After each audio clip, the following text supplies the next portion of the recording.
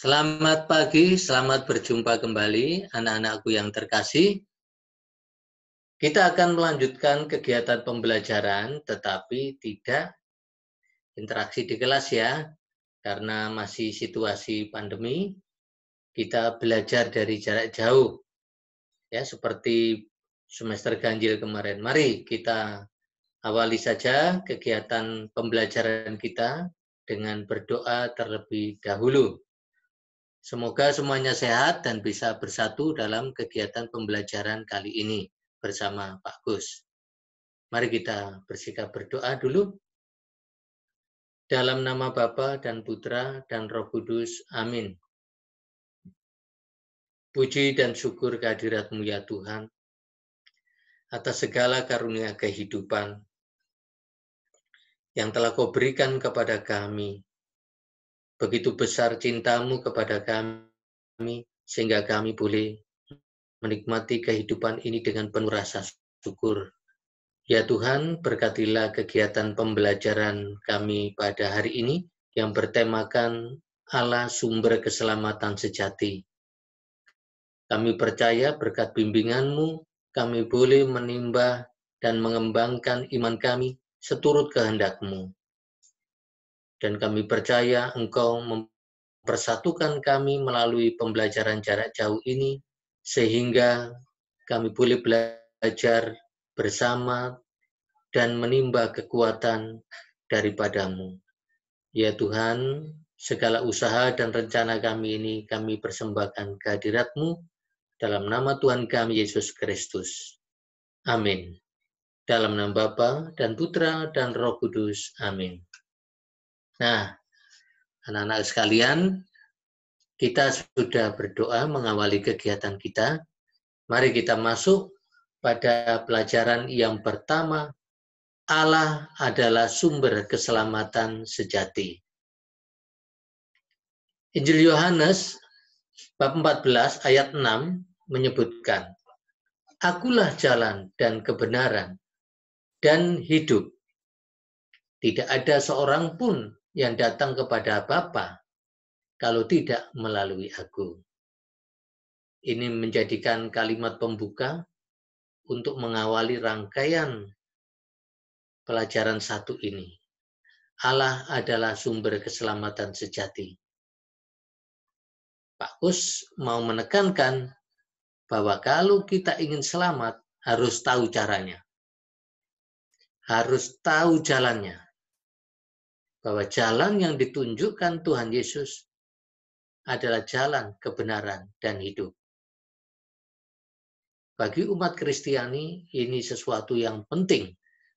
Dan dari hari ke hari, kita dipanggil untuk semakin menghayati iman kita dengan sungguh-sungguh, sehingga kita benar-benar selamat. Tidak hanya di dunia, tetapi juga kehidupan abadi. Nah, anak-anak sekalian, beberapa pandangan masyarakat tentang keselamatan itu bisa beraneka ragam. Ada orang yang mengatakan, orang yang tidak ketilang, tidak ketahuan polisi, yaitu selamat. Selamat. Walaupun aku melanggar, tidak ditilang. Ya, itu ya. Ada lagi yang mengatakan, mungkin ketika kalian punya pengalaman menyontek, waktu menyontek, mungkin ibu bapak guru tidak tahu. Atau hampir ketahuan. Tetapi akhirnya tidak tahu juga bapak ibu guru. Selamat aku gak konangan. Ya, pengalaman seperti itu bisa juga dialami oleh orang-orang yang dalam hidup sehari-hari dapat dilihat dari kadar iman. Lalu orang mengatakan hal-hal demikian itu ya selamat, wah susah juga kita. Tetapi ada satu hal yang harus kita ikuti, bagaimana Allah, Yesus menunjukkan cara-cara memperoleh keselamatan. Dan bagaimana cara Allah menjanjikan keselamatan itu kepada manusia.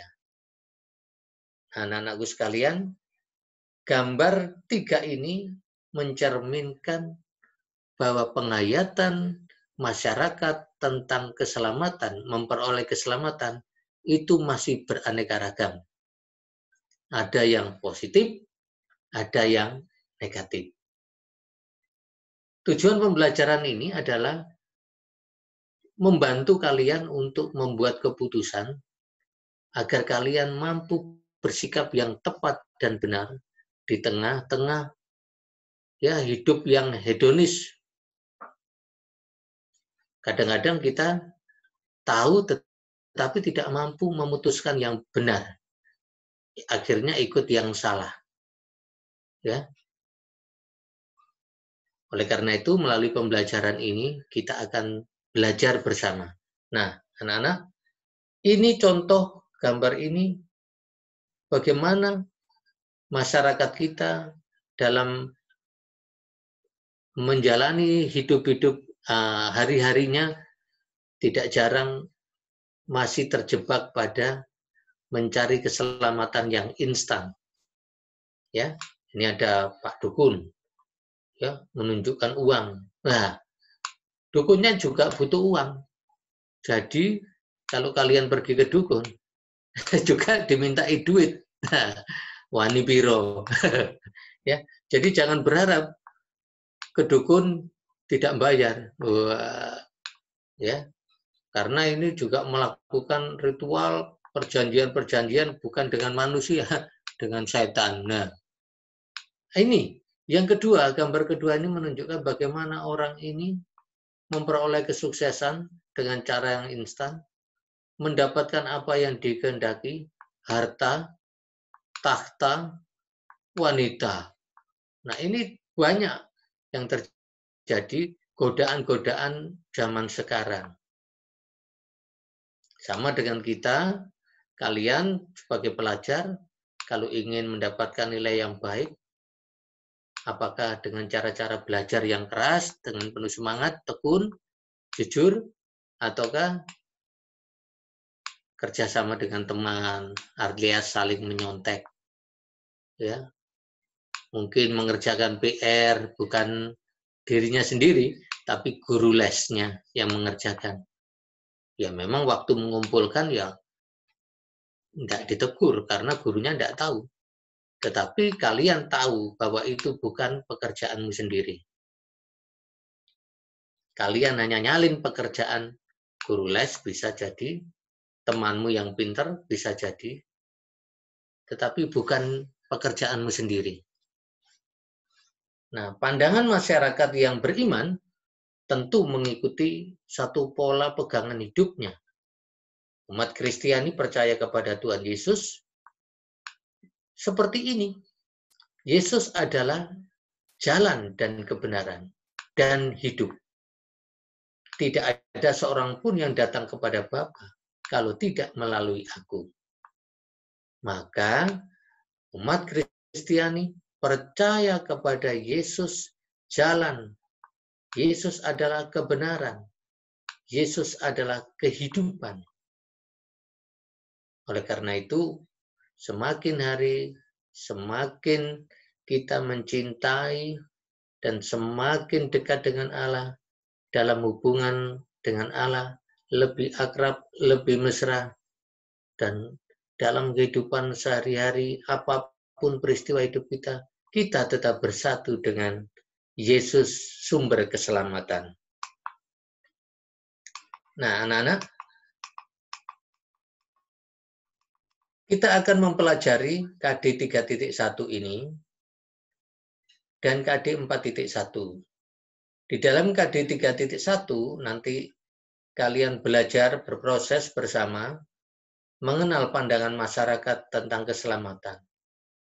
Lalu mengapa sih manusia itu mencari keselamatan? Bagaimana mencapai keselamatan sesuai kehendak Allah? Dan yang terakhir, kalian mampu menyimpulkan bahwa Allah merupakan sumber keselamatan sejati, bukan yang lain. Sekalipun ada orang-orang yang mempunyai pikiran, pandangan, yang penting sekarang. Yang penting memperoleh hasil, tidak memikirkan cara yang benar, proses yang benar, ya, langsung menuju pada hasilnya. Nah, ini yang tidak dikehendaki oleh Allah. Nah, KD 4.1 itu berkaitan dengan keterampilan membuat karya. Kalian diminta membuat karya yang direfleksikan. Silakan kalian menuliskan kisah pengalamanmu, lalu direfleksikan. Bila kalian pintar menggambar, menggambarlah dengan tema Allah sumber keselamatan. Pintar nyanyi juga sama, carilah judul lagu yang mencerminkan Allah sumber keselamatan. Dan semuanya direfleksikan. Itu KD 4.1. Nah, anak-anak sekalian, kalau kita mengenal kata, menyebut kata sumber, terlintas di pikiran kita, sumber adalah tempat keluar. Ini kalau menurut Kamus Bahasa Indonesia ya, air atau zat. Ini semakin jelas kalau dicontohkan tentang sumur. Jadi di dalam sumur itu ada air yang nyumber, sehingga kebutuhan hidup sehari-hari bisa diambil dari air sumur. Yang kedua, sumber itu juga berarti asal. Ya. Jadi asal sumber bunyi itu di mana ya? Kita bisa mencari. Nah, yang kita bicarakan sekarang ini bukan sumber air, tetapi sumber hidup. Nah, Yesus adalah sumber hidup. Oleh karena itu, mari kita mengenal dan selalu dekat dengan Yesus agar kita di dalam mengarungi hidup sehari-hari yang penuh tantangan ini, kita tidak pernah merasa sendirian. Karena Yesus menyertai kita. Nah, sedangkan selamat, nah ini, mempunyai arti terbebas dari bahaya, malapetaka, dan seterusnya. Selamat juga bisa diartikan orang yang sehat, kondisi badan yang sehat. Atau juga mempunyai arti tercapai maksudnya. Ya. Misalnya kita ulangan dapat nilai KKM. Selamat aku tidak remedi, ya. Tercapai yang dimaksudkan. Kalau remedi, aduh, gagal aku tidak selamat ya.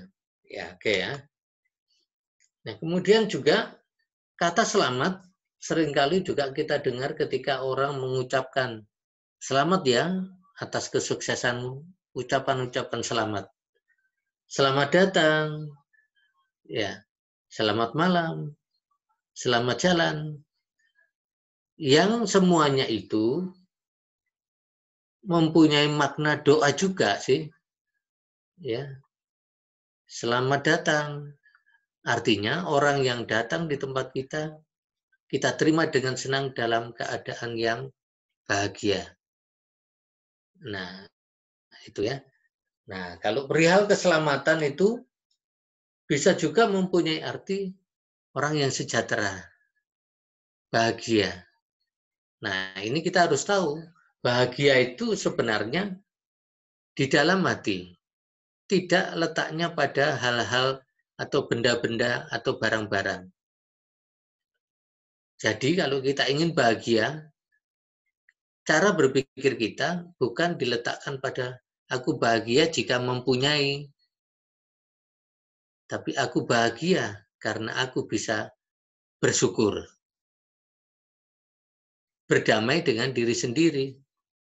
Jadi tidak selalu kita itu melihat keluar yang tidak ada pada diri kita. Jika demikian, kita tidak pernah bahagia. Karena apa? Cara pandang kita, cara berpikir kita yang keliru. Sehingga orang merasa tidak puas.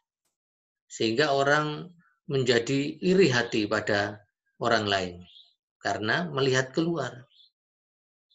Tidak ada rasa syukur di dalam dirinya. Nah, orang yang mampu bersyukur akhirnya memperoleh keselamatan karena dia tidak rakus dan cukup. Nah, Tuhan mengajarkan dalam mengarungi hidup ini ya cukup. Oke, kita lihat. Di dalam pelajaran ini ditampilkan kisah Rasul bab 17 ayat 16 sampai 34. Yang mana di sini Santo Paulus mengajak kita semua dari bacaan ini dapat kita simpulkan, kita kembali kepada Allah sang sumber kehidupan, bukan kepada dewa-dewa, bukan juga kepada patung-patung. Tetapi mari kita dari bacaan ini kita belajar bahwa Allah lah yang telah menjadikan langit dan bumi dan segala isinya. Ia yang adalah Tuhan atas langit dan bumi. Ya, tidak ada dalam kuil-kuil buatan manusia, tidak ada. Karena memang itulah hakikat Allah. Karena itu anak-anak nanti kalian baca, tidak dibaca di sini tujuannya supaya anak-anak dapat membaca sesuai dengan kecepatan membacanya, refleksi pribadi ya, sehingga waktunya untuk membaca lebih tenang, lebih dalam dengan diri sendiri dan dengan Allah nanti tujuannya. Jadi tidak bersama-sama pada kesempatan ini. Nah, kita lanjutkan anak-anak. Pemahaman tentang keselamatan, pandangan-pandangan masyarakat itu bisa dibagi dua. Pandangan keselamatan dalam pemberian makna yang negatif bisa dilihat dari ciri-cirinya, yaitu tanpa proses yang benar biasanya. Ya, bersifat instan, sesaat, mementingkan diri sendiri, dan berujung penderitaan. Nah, ya, ini banyak contoh-contoh dalam masyarakat, kehidupan sehari-hari. Misalnya kalau kita naik sepeda motor, pakai helm, pakai masker, pakai sarung tangan. Dalam hidup zaman sekarang. Bukan karena melakukan itu semua karena supaya tidak ditilang, supaya tidak bermasalah di jalan. Tidak. Semuanya itu justru memberikan rasa aman, keselamatan pada diri sendiri. Coba bayangkan, kalau kita tidak pakai helm di jalan raya lalu kita jatuh, apa yang terjadi? Nah, makanya kita melakukan hal-hal yang baik bukan karena takut ditilang, bukan. Karena memang kesadaran kita sendiri untuk memberikan rasa aman untuk diri kita. Ya. Terus yang kedua, cara yang dilakukan pun tidak bersumber dari Allah, tetapi lebih mengandalkan manusia, kekuatan gaib, dan bahkan perjanjian dengan setan. Nah, ini ya. Dalam gambar tadi, kalau kalian masih ingat, ada uang yang banyak, seorang laki-laki duduk di kursi sebagai penguasa atau pejabat, lalu yang di sisi kirinya adalah ada wanita. Nah, seringkali cara-cara yang tidak benar, setelah memperoleh hasil, itu tidak dimanfaatkan sesuai kehendak Allah juga, karena prosesnya tadi sudah salah. Jadi rezeki yang mestinya bisa dibagikan kepada sesama yang membutuhkan, itu digunakan untuk hal-hal yang tidak berkenan di hadapan sesama, juga di hadapan Allah. Nah, kita tidak ingin jatuh dalam hal yang demikian. Untuk itu kita belajar pada kesempatan ini. Allah, sumber keselamatan. Ciri-ciri orang yang beriman dalam memaknai kata keselamatan, yaitu ora et labora, berdoa dan bekerja. Ciri-ciri orang yang menghayati imannya dengan ora et labora, berdoa dan bekerja, ya nampak dia mampu menghargai orang lain, mampu menghargai proses, ya. Dia tekun, dia sabar, jujur, berdaya juang, dan kreatif. Mungkin ada nilai-nilai lain yang dimiliki sebagai buah-buah dari doa. Jadi anak-anak, berdoa itu juga menghasilkan buah. Karena kita sering berdoa, maka akhirnya kita menjadi orang yang sabar. Sabar itu lahir dari doa. Ketekunan itu juga lahir dari doa. Jujur itu juga lahir dari doa. Orang yang mempunyai daya juang yang tinggi, itu percaya kepada Tuhan. Nah, percaya kepada Tuhan itu juga karena berdoa. Orang-orang yang kreatif untuk mencari hal-hal yang baru dan bernilai bagi martabat manusia, itu juga karena lahir dari doa. Doalah yang membimbing hidup kita. Nah, anak-anak, pada poin ini Pak Gus sudah memberi kesimpulan ya. Yang pertama, Allah sumber keselamatan sejati. Tidak ada yang lain. Allah adalah Alfa dan Omega. Awal dan akhir. Allah terus dan tetap berkarya. Dari dahulu, sekarang, dan yang akan datang. Allah tetap berkarya yang melalui diri kita. Masih ingat bahwa manusia adalah citra Allah, gambaran dari Allah. Oleh karena itu, manusia melalui perbuatannya harus mencerminkan kehadiran Allah sendiri. Allah itu maha baik. Ya mestinya manusia berbuat baik. Allah itu maha pengampun. Ya mestinya manusia juga mengampuni sesama. Tidak jarang dalam berelasi dengan sesama, kita sering juga tanpa disadari atau disadari menyakiti hati orang lain.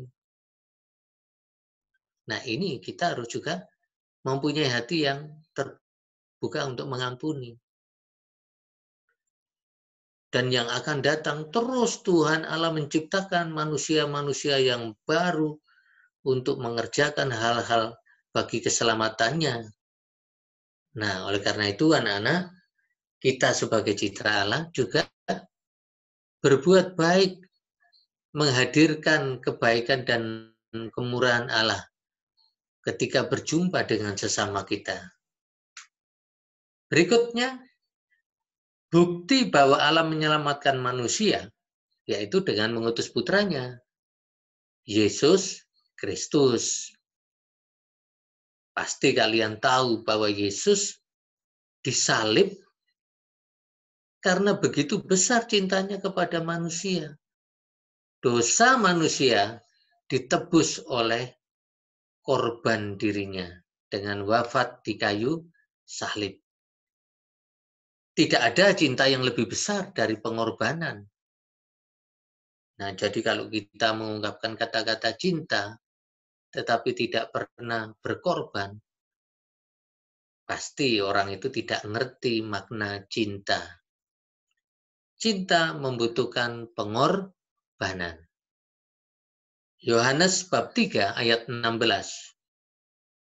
Karena begitu besar kasih Allah akan dunia ini, sehingga ia telah mengaruniakan anaknya yang tunggal, supaya setiap orang yang percaya kepadanya tidak binasa, melainkan beroleh hidup yang kekal. Nah, anak-anak sekalian, begitu besar kasih Allah, maka dia mengutus putranya yang tunggal. Yang dimaksud di sini ya Yesus. Kenapa Yesus sampai rela wafat di kayu salib? Supaya kita selamat, tidak binasa, memperoleh hidup yang kekal. Nah, ini ya gambaran. Ada salib, Yesus disalib untuk menyelamatkan manusia yang percaya kepadanya. Pak, ada orang yang tidak percaya kepada Yesus. Ya, itu pilihan bebas. Tetapi kita yang percaya kepada Tuhan Yesus, nih, ini jalan keselamatan. Sudah ditunjukkan. Jangan cari cara lain. Pergi ke dukun, ya nyontek, semuanya serba instan, tanpa kerja keras sudah berhasil. Nah, ini yang salah. Yesus jalan kebenaran dan hidup. Siapa yang percaya kepadanya, memperoleh kebenaran. Siapa yang percaya kepadanya, memperoleh hidup yang kekal. Wah, mengikuti Yesus berat ya. Iya memang, tidak ada memperoleh kehidupan kekal tanpa memikul salib. Yesus kan mengajarkan supaya kita tidak takut terhadap salib, tidak takut terhadap penderitaan. Supaya kita berani, ya kita harus dekat dengan sumber kehidupan sendiri, yaitu Yesus. Yesus tidak hanya bicara loh ya anak-anak. Yesus telah memberikan teladan. Seluruh hidupnya adalah karya Allah. Orang yang sakit disembuhkan. Orang yang kerasukan setan disembuhkan. Orang yang kesusahan dalam hidupnya, Yesus membuat mujizat-mujizat. Nah, kenapa itu terjadi? Karena begitu besar cinta kasih Allah kepada manusia. Nah, sekarang penugasan. Nanti Pak Agus juga membagikan PPT-nya, tapi Pak Agus sekedar membaca aja ya ini ya. Pertanyaan pertama, jelaskan pandangan masyarakat tentang keselamatan. 2, jelaskan mengapa manusia mencari keselamatan. 3, bagaimana cara mencapai keselamatan sesuai kehendak Allah.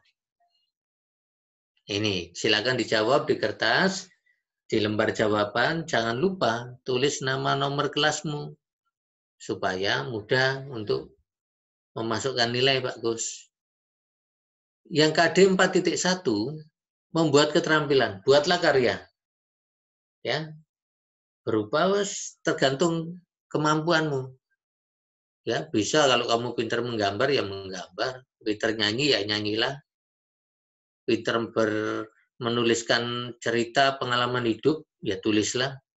Dan semuanya itu nanti direfleksikan. Ya, seperti biasanya bagaimana Pak Gus mengajari membuat refleksi dengan rumusan yang sederhana. Itu anak-anak sekalian kelas 9, pelajaran kita pelajaran 1, Allah sumber keselamatan sejati.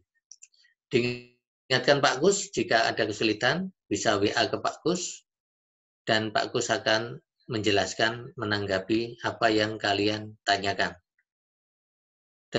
Dan untuk tugas ini, bagi yang sudah mengerjakan, langsung aja dikerjakan dan dikirim ke Pak Gus di WA, difoto, diupload ke WA. Kemudian yang untuk karya, saya beri waktu agak longgar sampai Jumat. Ya, sampai Jumat. Berarti tanggal berapa itu? 31 ya. Ya. Nah, itu hari Idul Adha itu ya. Oke, semoga kalian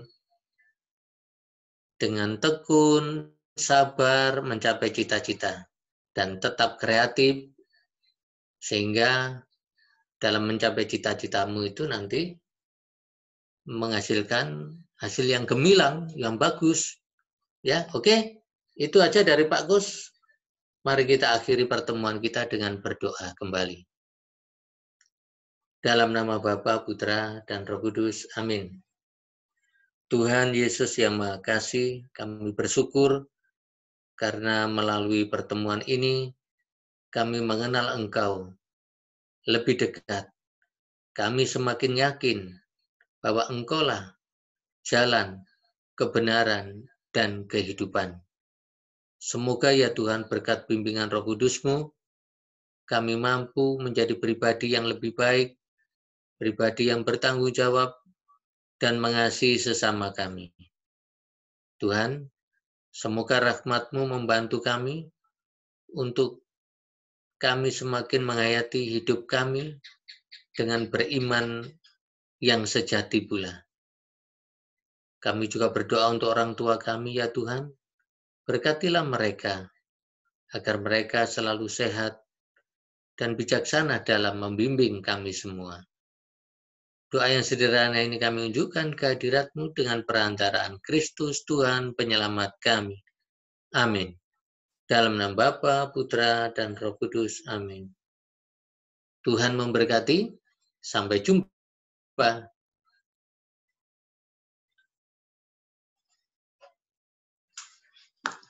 Berapa menit?